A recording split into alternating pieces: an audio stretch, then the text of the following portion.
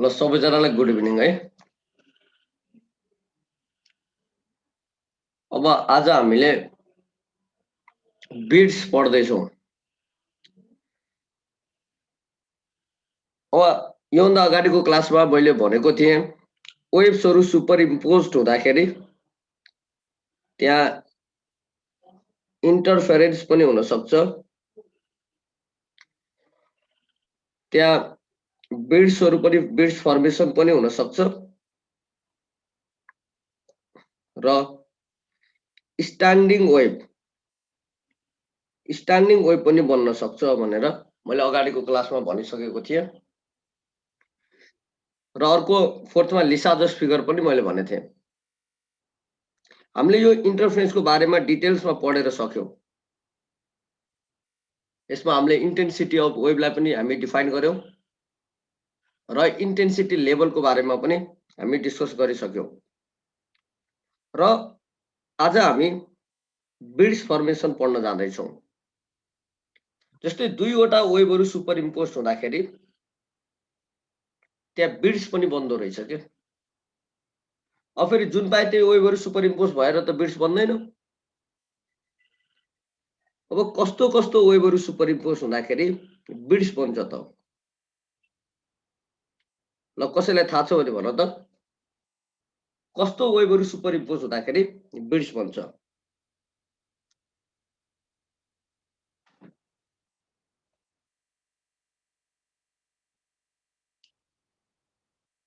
अब हेर त, टु साउन्ड वेव्स नोट गर्दै जाने है। Two sound waves nearly equal frequency,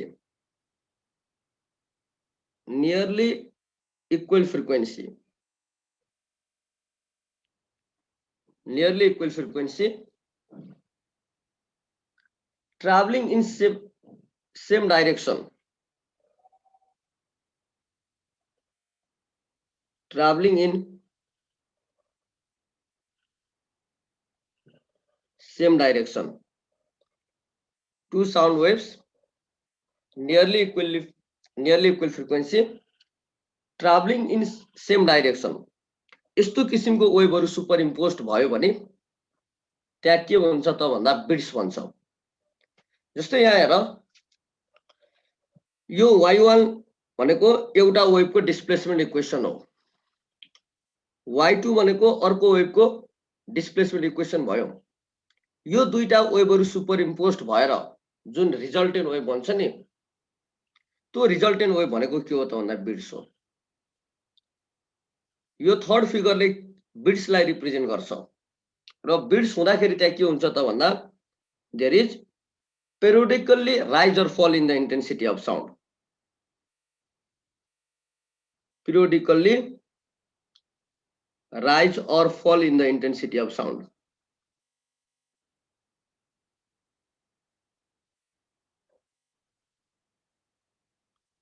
अब जस्तै हेर त यो फिगरमा, अब पहिला यहाँ के छ त भन्दा एम्प्लिट्युड त हाई छ, पछि एम्प्लिट्युड घट्दै गर्छ, यहाँनिर आएपछि एम्प्लिट्युड 0 भएको छ। अब intensity of sound is directly proportional to के हुन्छ त भन्दा स्क्वायर अफ एम्प्लिट्युड हुन्छ। त्यही भएर इन्टेन्सिटी के भयो, घट्दै गयो, पछि फेरि बिस्तारै इन्टेन्सिटी बढ्दै गयो, फेरि म्याक्सिमम भयो के। यसरी के हुन्छ त भन्दा इन्टेन्सिटी राइज पनि हुन्छ, फल पनि हुन्छ, द्याट अकर्स पिरियोडिकल्ली। यो बिट्स फर्मेसन हुँदाखेरि there is periodically rise or fall in the intensity of sound हुन्छ।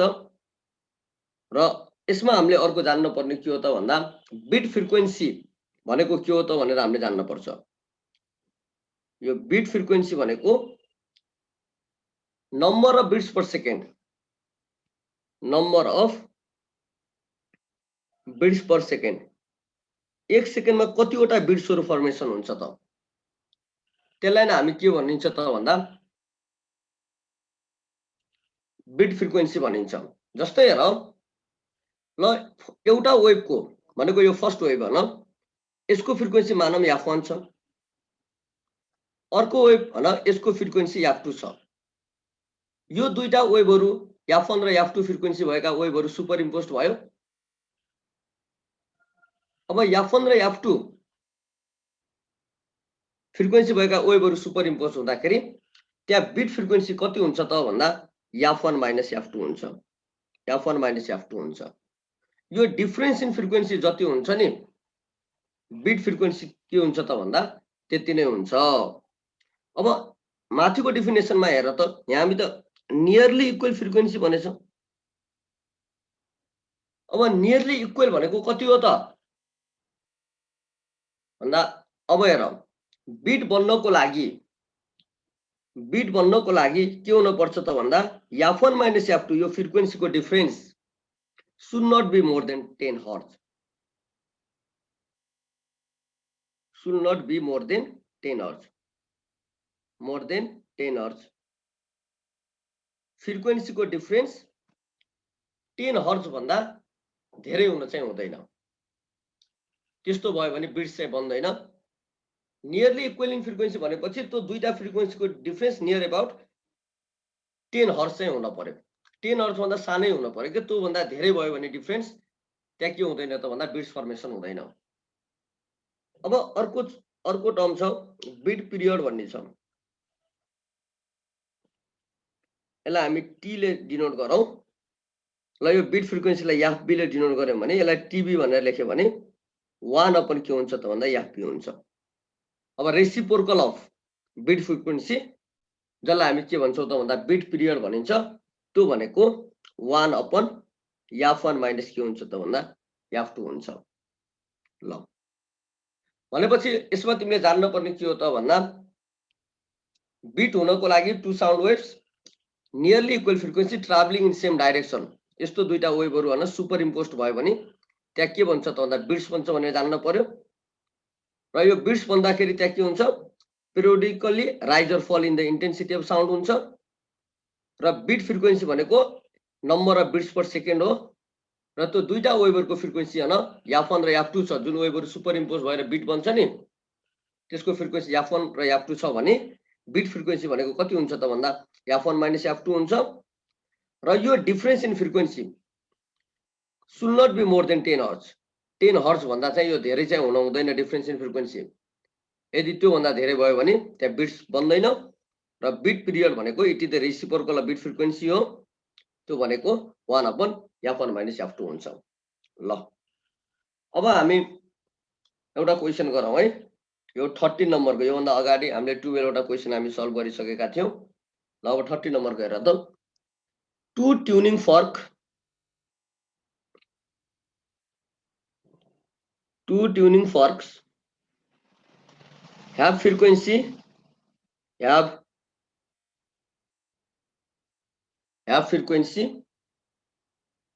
440 hertz and 444 hertz. Then resultant frequency is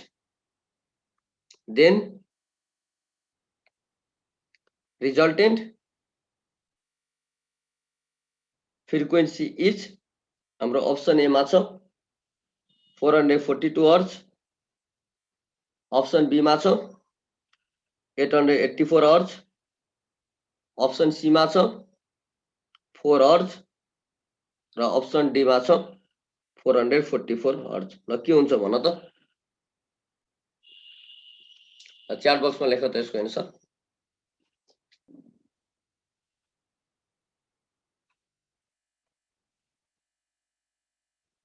ल अब यसको एन्सर कति हुन्छ त भन्दा हाम्रो यो 4 हर्ट्ज हुन्छ है।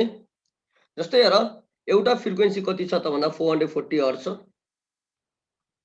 अनि अर्को फ्रिक्वेन्सी 444 हर्ट्ज छ। हेर त दुईटाको डिफरेन्स कति छ, दुईटाको डिफरेन्स भनेको जम्मा 4 हर्ट्ज छ भनेपछि त्यहाँ बिट बन्न सक्छ। त्यही भएर अब यो रिजल्टेन्ट फ्रिक्वेन्सी भनेको तिमीलाई अहिले बिट फ्रिक्वेन्सी भनेर सोधेको हो। बिट फ्रिक्वेन्सी भनेपछि f1 माइनस f2 गर अथवा f2 माइनस f1 गर, ठुलो माइनस सानो गर। त्यही भएर यसको एन्सर कति आउँछ त भन्दा यो बिट फ्रिक्वेन्सी भनेको 4 हर्ट्ज आउँछ। यो नै हाम्रो एन्सर भयो। अब हामी अर्को क्वेशन गर्छौं है। 14 नम्बरको हेर त। two waves of length length 50 centimeter and 51 centimeter produce 12 beats per second. The velocity of wave is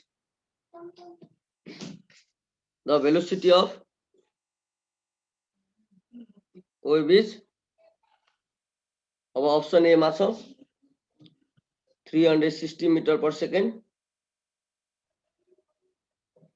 अनि ऑप्शन बी मा छ 340 metre per second option C मा छ 330 मीटर पर सेकेन्ड र ऑप्शन डी मा छ 306 मीटर पर सेकेन्ड। ल के हुन्छ भन त? ल 306 हुन्छ भनेर एन्सर आइराछ डी भनेर। ल यसको एन्सर के हो त भन्दा 306 नै हो। यसको एन्सर 306 नै हुन्छ। अब कसरी हुन्छ हेर है। अब हेर त तिमीलाई त 12 बिट्स पर सेकेन्ड भनेको त बिट फ्रिक्वेन्सी दिएको छ। यो भनेको f1 - f2 यो भनेको हामीलाई 12 भनेर दियो। अब हेर त f1 भनेको फ्रिक्वेन्सी वेभ भेलोसिटी भनेको त f * लेम्डा हुन्छ। हेर फ्रिक्वेन्सी भनेको के भयो v/λ भयो। त्यही भएर यसमा यो v/λ1 भनेर लेख माइनस v/λ2 भनेर लेख। यो भनेको 12 भयो। और अब v कमन लियो हेर 1/λ1। अब हेर त यहाँ 50 सेन्टिमिटर भनेको छ। 50 सेन्टिमिटर भनेको 0.5 मिटर भयो। त्यही भएर 0.5 गर माइनस 51 सेन्टिमिटर छ। 2 वेव्स अफ लेन्थ भनेको यो वेभ लेन्थ दिएको है। यो λ1 भयो यो λ2 भयो। 1 डिवाइडेड बाइ 0.51 गर इज इक्वल टु 12 भयो। यसलाई तिमी सल्भ गरेर v को भ्यालु निकाल। यो कति आउँछ त भन्दा 306 मिटर पर सेकेन्ड आउँछ। यो नै हाम्रो फाइनल एन्सर भयो।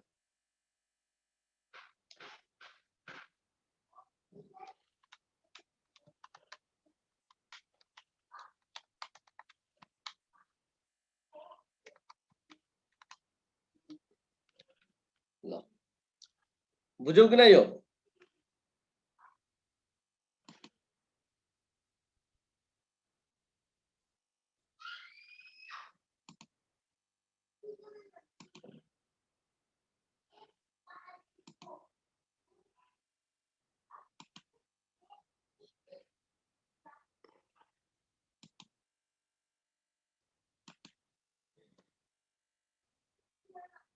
ल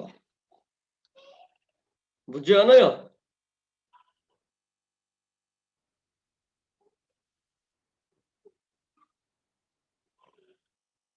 ल अर्को क्वेशनमा जाउँ त।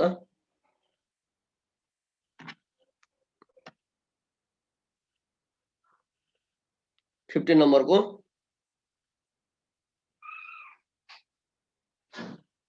2 tuning forks A and B sounded together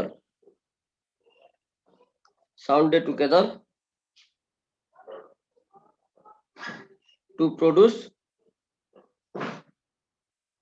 5 beats per second.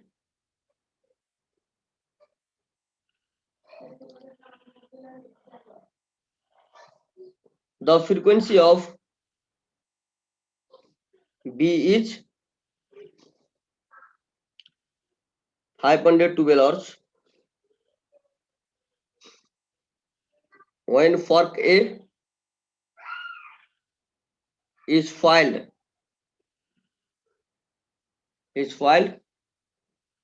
and sounded together,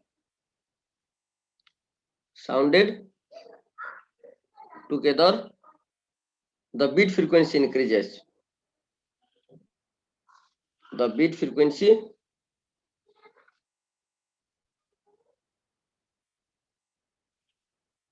increases. The frequency of A is the frequency of A is, अब हाम्रो फर्स्ट अप्सन छ 502 हर्ट्ज, बी मा छ 0.157 हर्ट्ज, सी मा छ 517 हर्ट्ज र option D मा छ 5.17 हर्ट्ज। ल ट्राई गर त यसको एन्सर। ल भएर यो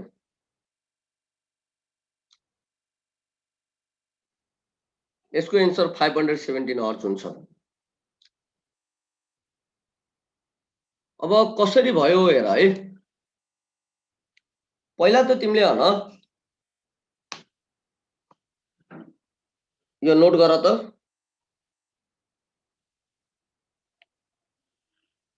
when tuning fork is loaded, tuning फर्कलाई तिमी लोड गर्यौ भनेको त्यसको जुन प्रोङ्सहरु हुन्छ नि, यसलाई हामी प्रोङ्स भन्छ, अनि यो हाम्रो स्टिम भयो। अब त्यो ट्युनिङ फर्कलाई हैन तिमीले वाक्सले अथवा कुनै मटेरियलले त्यसलाई तिमी लोड गर्यौ, लोड गरिसके पछाडी के हुन्छ त भन्दा फ्रिक्वेन्सी अफ ट्युनिङ फर्क डिक्रिज हुन्छ। यो नोट गर है, फ्रिक्वेन्सी अफ ट्युनिङ फर्क डिक्रिज हुन्छ। ट्युनिङ फर्क डिक्रिज भयो, तिमी वाक्सले लोड गर अथवा कुनै मटेरियलले लोड गर्यौ भने त्यसको फ्रिक्वेन्सी के हुन्छ त भन्दा डिक्रिज हुन्छ। अब when tuning fork is filed, tuning फर्क इज फाइल्ड, फाइल भनेको त्यसको प्रोङ्सलाई तास्ने भनेको, फाइल्ड फ्रिक्वेन्सी अफ ट्युनिङ फर्क इन्क्रिज हुन्छ। फ्रिक्वेन्सी अफ ट्युनिङ फर्क के हुन्छ त भन्दा इन्क्रिज हुन्छ। यो दुईटा कुरा चाहिँ तिमी बुझ्नु पर्यो यो क्वेशन सल्भ गर्नको लागि। अब यस्तो भयो के, अब हेर त हामीसँग दुईटा ट्युनिङ फर्क छ, मानौं यो ए भयो, यो ट्युनिङ फर्क हाम्रो बी भयो। हेर, two tuning fork A and B are sounded together to produce 5 beats per second. यो दुईटालाई तिमी हैन एकै पटक भाइब्रेट गराउँदाखेरि बिट फ्रिक्वेन्सी कति हुन्छ त भन्दा beet frequency 5 beats per second हुन्छ। 5 बिट्स पर सेकेन्ड हुन्छ।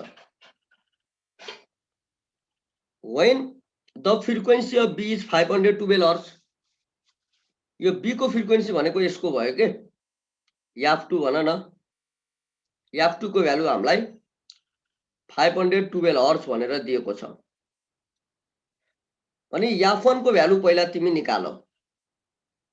यो कन्डिसनबाट याफ1 को भ्यालु हामीलाई निकाल्नु पर्यो। हेर, यो याफ1 को भ्यालु भनेको त याफ2 प्लस माइनस याफबी हुन्छ।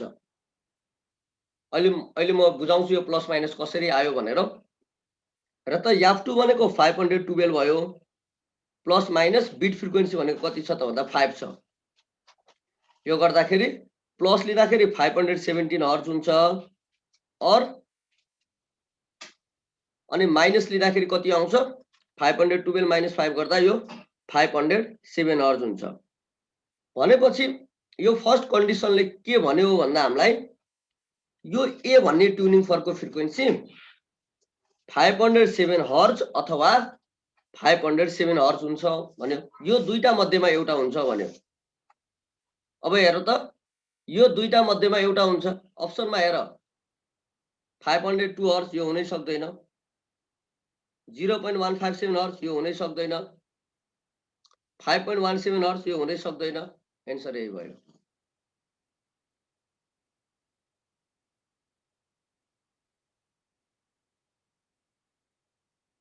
अब तिमीलाई लागेको होला फेरि त्यहाँ 507 पनि दियो भने कुन लगाउने।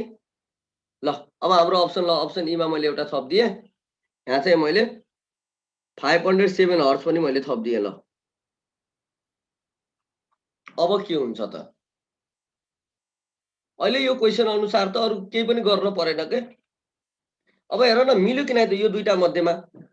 हेर त याफ2 को 512 छ। यदि यो याफ2 भनेको 512 छ, यदि याफ1 517 भयो भने दुईटाको डिफरेन्स त कति आउँछ? 5 नै आउँछ। त्यही भएर ए को फ्रिक्वेन्सी 517 पनि हुन सक्छ। अथवा अब हेर त याफ2 को 500 याफ2 भनेको 512 छ, बी को फ्रिक्वेन्सी 512 छ, ए को फ्रिक्वेन्सी मानौँ यो 507 हर्ज हो भने यो दुईटाको हेर त यो दुईटाको डिफरेन्स पनि फेरि के आउँछ? 5 नै आउँछ। त्यही भएर अब तिमीलाई हेर कुनै एउटा ट्युनिङ फर्कको फ्रिक्वेन्सी दिएको छ र तिमीलाई यसमा न बिट फ्रिक्वेन्सी पनि दिएको छ भने अर्को ट्युनिङ फर्क अथवा अर्को भाइब्रेटिङ अब्जेक्टको तिमीलाई फ्रिक्वेन्सी निकाल्न छ भने तिमी के गर्न पर्छ त भन्दा प्लस माइनस गर्ने हो। अहिले यो कन्डिसनले के भन्यो भन्दा हाम्रो जुन ट्युनिङ फर्क ए छ नि त्यसको फ्रिक्वेन्सी यो दुईटा मध्येमा एउटा हुन सक्छ भन्यो। यो दुईटै हुन्छ भनेको हैन है, एउटै ट्युनिङ फर्कको फ्रिक्वेन्सी दुईटा हुँदैन। हेर के 517 हर्ज हो कि 507 हर्ज हो। अहिले यो चारवटा अप्सनमा हेर्दा त यो 517 मात्रै मिल्छ, त्यही भएर अरु केही नसोचिकन 517 लाई टिक गर्दियो हुन्छ। हेर तर अब हामीलाई क्वेशनले यो 507 हर्ज पनि दियो अप्सनमा, ल 507 हर्ज पनि दियो भने अब चाहिँ पत्ता लगाउनु पर्छ।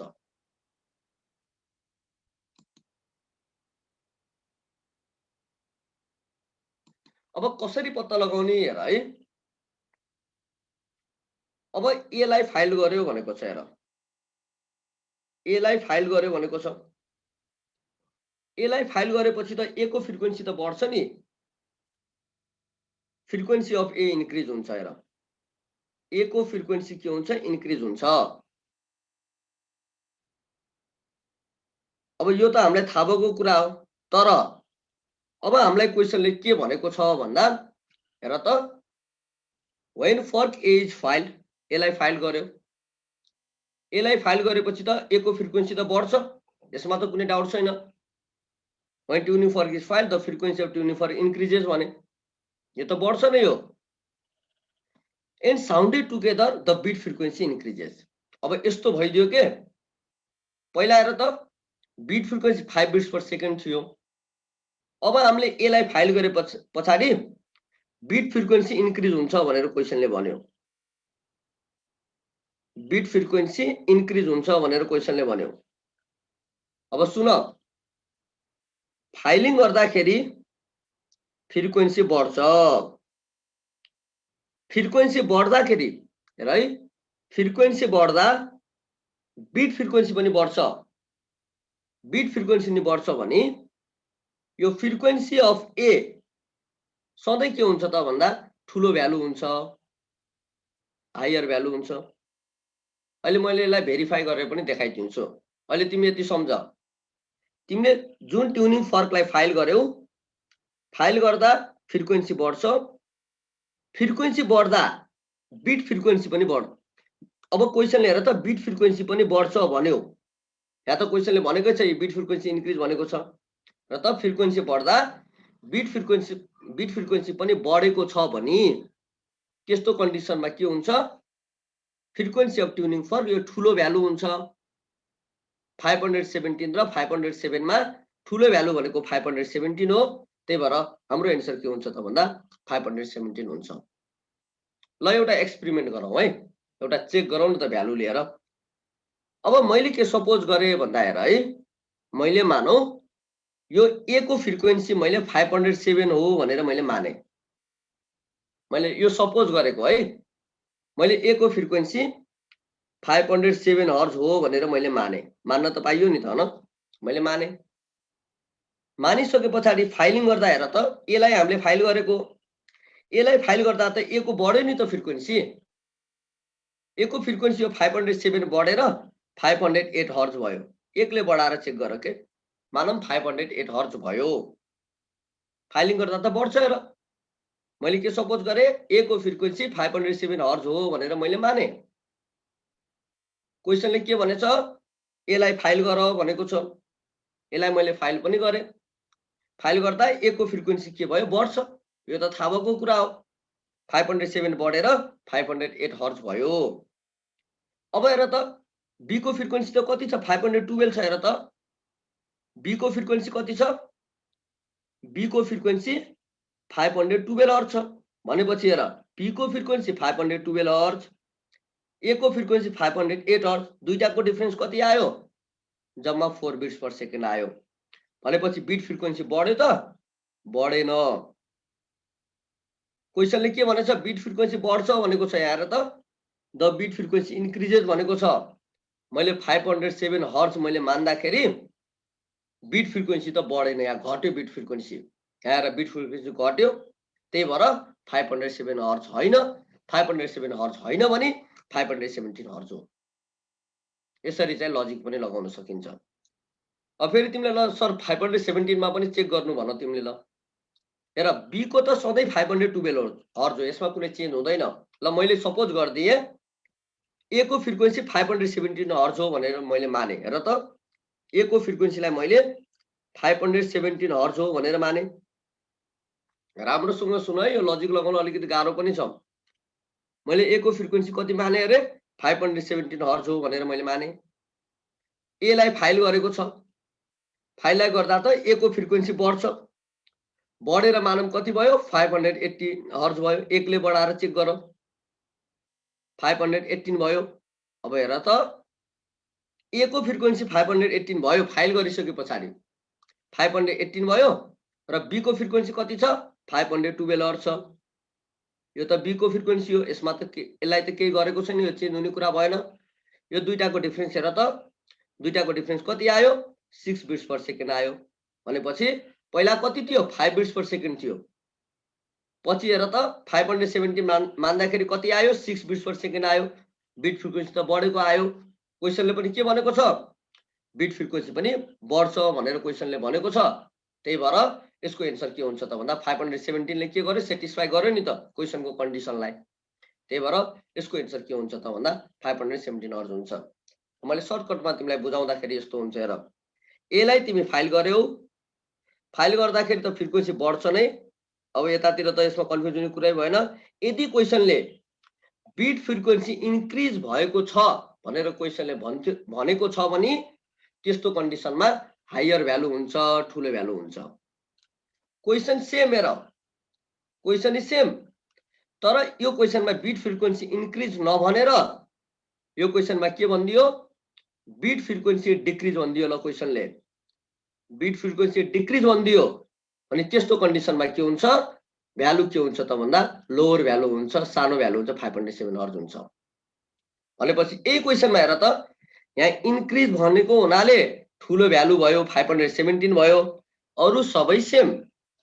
यो इन्क्रिजको ठाउँमा क्वेशनले बिट फ्रिक्वेन्सी घट्छ डिक्रिज हुन्छ भनेको भए यसको एन्सर के हुन्थ्यो त भन्दा 5.7 हर्ज हुन्थ्यो। यसरी चाहिँ तिमी के गर्न पर्छ त भन्दा लजिक लगाउन पर्छ। ल बिट्सको यति नै कुरा हो। हेर तिमीले बुझ्न पर्ने अहिले हामी के पढ्यौ त भन्दा अलिकति म अब बिट भनेको के बिट्स कसरी फर्म हुन्छ भनेर पढ्यौ। कसरी फर्म हुँदो रहेछ भन्दा दुईटा wave nearly equal frequency travelling in same direction superimpose भयो भने बिट्स बन्छ। बिट्स हुँदाखेरि के हुँदो रहेछ त भन्दा इन्टेन्सिटी पेरियोडिकल्ली राइज अर फल हुन्छ। कुनै पोइन्टमा हेर त इन्टेन्सिटी हाई हुन्छ, कुनै पोइन्टमा के हुन्छ इन्टेन्सिटी लो हुन्छ, त्यो पनि periodically that repeats after the certain period of time. त्यसलाई हामी के भनिन्छ त भन्दा पेरियोडिक भनिन्छ। अनि त्यो बिट फ्रिक्वेन्सी भनेको number of bits per second हो, दैट इज इक्वल टु के हुन्छ डिफरेन्स इन फ्रिक्वेन्सी हुन्छ। बिट पिरियड भनेको it is the reciprocal of beet frequency हो। भनेको बिट पिरियड भनेको 1/f1 - f2 हो। अनि हामीले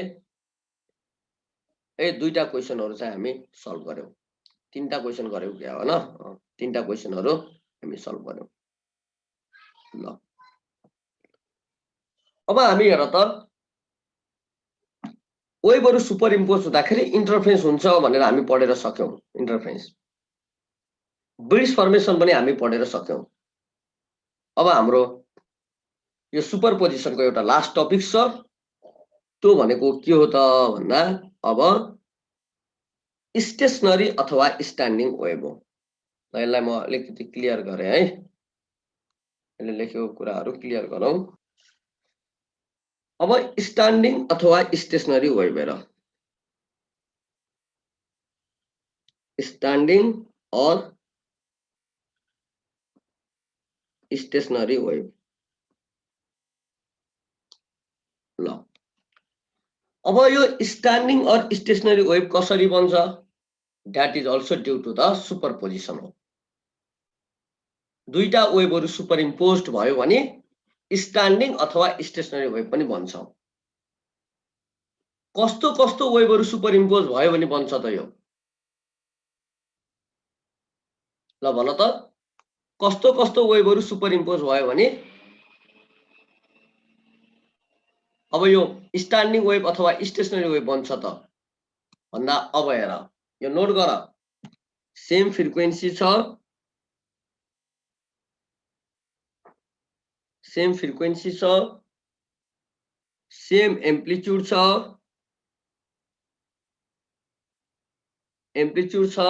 सेम स्पिड छ, सबै same, but in opposite direction. But in opposite direction यस्तो किसिमको दुईटा वेभहरू सुपरइम्पोज्ड हुँदाखेरि त्यहाँ के बन्छ त भन्दा स्ट्यान्डिङ वेभ अथवा स्टेसनरी वेभ बन्छ। बुझ्यौ कि नै? When two waves having same frequency, same amplitude, moving in the same medium with same speed, but in opposite direction superimposed, then the resultant wave thus formed is called standing अथवा stationary wave. त्यसलाई हामी standing अथवा stationary wave भन्छौं। यो याद गर।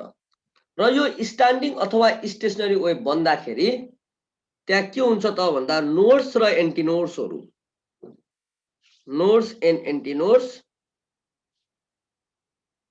occur alternately. Nodes र एन्टिनोड्सहरू alternately के हुन्छ त भन्दा अकर हुन्छ। भनेको मतलब मानम पहिला नोड्स भयो, पछि एन्टिनोड्स भयो, फेरि नोड्स हुन्छ, फेरि एन्टिनोड्स हुन्छ, फेरि नोड्स हुन्छ, फेरि एन्टिनोड्स हुन्छ। यसरी नोड्स र एन्टिनोड्सहरू के हुन्छ त भन्दा अल्टरनेटली के हुन्छ, अकर हुन्छ। स्ट्यान्डिङ वेभमा तिमी नोड्स र एन्टिनोड्सहरू देख्छौ र दे अकर अल्टरनेटली। अब यो नोड भनेको के हो हेर, नोड भनेको इट इज द पोइन्ट हो, त्यो एउटा पोइन्ट हो जहाँ के हुन्छ त भन्दा amplitude of the particle is 0 हुन्छ। एम्प्लिट्युड अफ पार्टिकल, यो सब नोट गर है, एम्प्लिट्युड अफ पार्टिकल के हुन्छ त भन्दा 0 हुन्छ। The point where amplitude of the particle is 0, that point is called node. त्यसलाई हामी के भनिन्छ त भन्दा नोड भनिन्छ। अनि हेर त अर्को एन्टिनोड्स भनेको के हो त? एन्टिनोड्स भनेको it is the point where amplitude is maximum. Amplitude के हुन्छ त भन्दा म्याक्सिमम हुन्छ भने त्यो पोइन्टलाई हामी के भन्छौं त भन्दा एन्टिनोड्स भन्छौं। अब हेर है, जस्तै मैले यसलाई डायग्राममा मैले देखाउँदाखेरि, फिगरमा नोड्स र एन्टिनोड्स मैले देखाउँदाखेरि अब यसरी चाहिँ म देखाउन सक्छु। यो भयो, यस्तो भयो के। अब यसमा हेर यो पोइन्ट्स भनेको नोड भयो, जहाँ गाँठो परेको हुन्छ त्यो नोड्स हो। नोड्स, यिनीहरू नोड्स भयो। अर्गेन पाइपमा पनि मैले पढाएको थिएँ। दुईटा नोड्सको बिचमा के हुन्छ त भन्दा एन्टिनोड्स हुन्छ।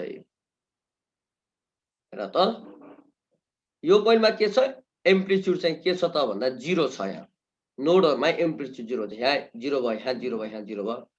तर यो पोइन्टमा हेर त यहाँनिर के हुन्छ त भन्दा एम्प्लिट्युड के हुन्छ, म्याक्सिमम हुन्छ। त्यही भएर node it is the point of हैन 0 amplitude, antinode it is the point of maximum amplitude हुन्छ।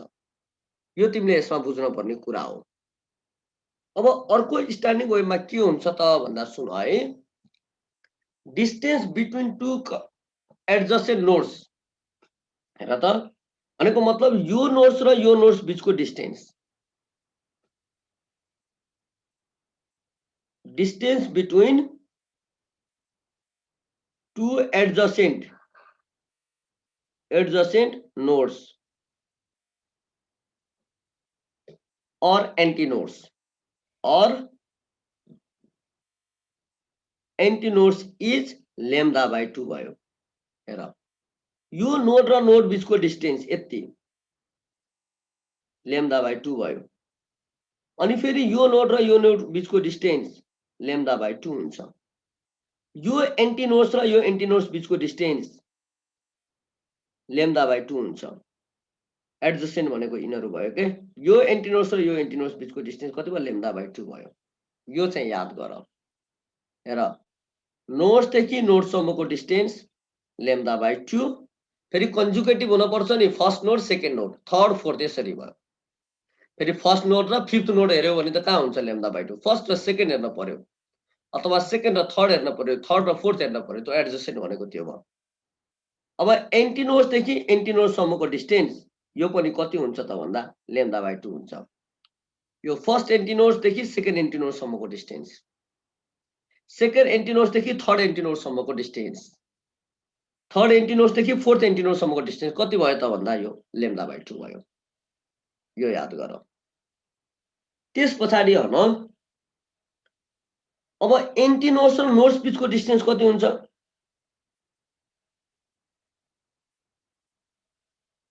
Distance between antinodes and node antinodes and nodes यो कति हुन्छ त भन्दा lambda by 4 हुन्छ। हेर यस्तो भयो के जस्तै यो नोड लियो यो एन्टिनोड लियो यो दुईटाको बीचको डिस्टेन्स कति भयो त भन्दा lambda by 4 भयो। अनि तिमी हेर त यो नोड लियो यो एन्टिनोड तिमी लियो भने यो दुईटाको बीचको डिस्टेन्स कति भयो त भन्दा lambda by 4 भयो। एन्टिनोड्स र नोड्स बीचको डिस्टेन्स lambda by 4 भयो। यस्तो भयो के नोड एन्टिनोड भयो नोड एन्टिनोड हुन्छ। यो नोड र यो एन्टिनोड बीचको डिस्टेन्स lambda by 4 यो एन्टिनोड्स र यो नोड्स बीचको डिस्टेन्स lambda by 4 यो नोड्स र यो नोड बीचको डिस्टेन्स कति lambda by 2 यो नोड्स र यो एन्टिनोड्स बीचको डिस्टेन्स कति lambda by 4 फेरि यसमा यो एन्टिनोड्स र यो एन्टिनोड्स बीचको डिस्टेन्स कति भयो lambda by 2 हेर न lambda by 4 plus lambda by 4 जोड न lambda by 2 त आइ त हाल्यो। यो पनि याद गर।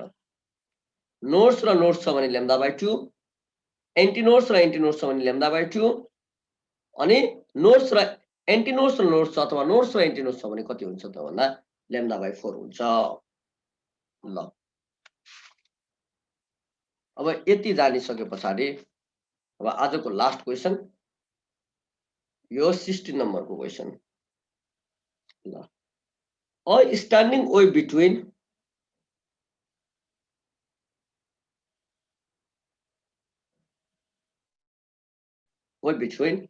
atoms has 3 nodes and 2 antinodes. The distance between two atoms is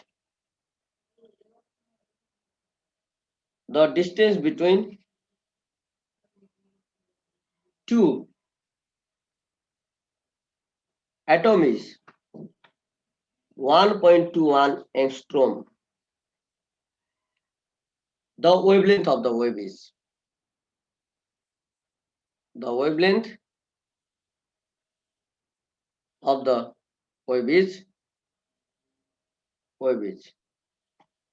अब हेर त अप्सन ए मा छ 1.21 एङ्स्ट्रोम अप्सन बी मा छ 2.42 एङ्स्ट्रोम अप्सन सी मा छ 3.62 एङ्स्ट्रोम र अप्सन डी मा छ 6.03 एङ्स्ट्रोम। ल फास्ट सल्भ गर। अब हेर यसमा के हुन्छ त भन्दा यसको एन्सर 1.21 एङ्स्ट्रोम हुन्छ। ल कसरी हुन्छ हेरौं। ल यो दुईटा एटमहरु भयो एउटा एटम यो भयो अर्को एटम यो भयो। यो दुईटा एटमको बीचको डिस्टेन्स हामीलाई 1.21 एङ्स्ट्रोम दिएको छ। 1.21 एंगस्ट्रोम दिएको छ र यो दुईटा एटमको बीचको डिस्टेन्समा हन 3 वटा नोड र 2 वटा एन्टी नोड छ भनेर क्वेशनले तिमीलाई दिएको छ 3 वटा नोड र 2 वटा एन्टी नोड भनेपछि तिमीले यसरी बनाउन पर्यो यो सेन्टरमा तिमी नोड राख्न पर्यो यसको सेन्टरमा नोड राख्न पर्यो 3 वटा नोड भनेको छ अहिले यहाँ दुईटा मात्रै नोड बन्यो यहाँ मैले बीचमा नोड राखे 3 वटा नोड भयो दुईटा नोडको बीचमा यहाँ के हुन्छ एन्टी नोड्स हुन्छ यो दुईटा नोडको बीचमा फेरि के हुन्छ त भन्दा एन्टी नोड्स हुन्छ भएन र अब 3 वटा नोड भयो 2 वटा एन्टी नोड भयो यस्तो भयो a standing wave between atom has 3 nodes and 2 anti nodes भनेर between the atoms has 3 nodes and 2 anti nodes भनेको छ यसरी चाहिँ तिमी लिन पर्यो यहाँ हेर त 3 वटा नोड्स भयो 2 वटा एन्टी नोड्स भयो तिमी सोचौला फेरि सर म त यहाँ र यहाँ एन्टी नोड्स राख्छु यहाँ एन्टी नोड्स राख्छु अनि यो एन्टी नोड्स भयो यो दुईटा एन्टी नोड्सको बीचमा नोड्स भयो एन्टी नोड्सको बीच यहाँ त भएन त यहाँ त दुईटा नोड भयो 3 वटा एन्टी नोड्स भयो तर क्वेशनले के भनेछ 3 वटा नोड छ 2 वटा एन्टी नोड छ भनेपछि यसरी बनाउन पर्यो यो भयो अब हेर लास्ट स्टेप अब यो नोड र यो नोड बीचको डिस्टेन्स लेम्डा बाइ 2 हो यो नोड र यो नोड बीचको डिस्टेन्स लेम्डा बाइ 2 हो टोटल डिस्टेन्स 1.21 हो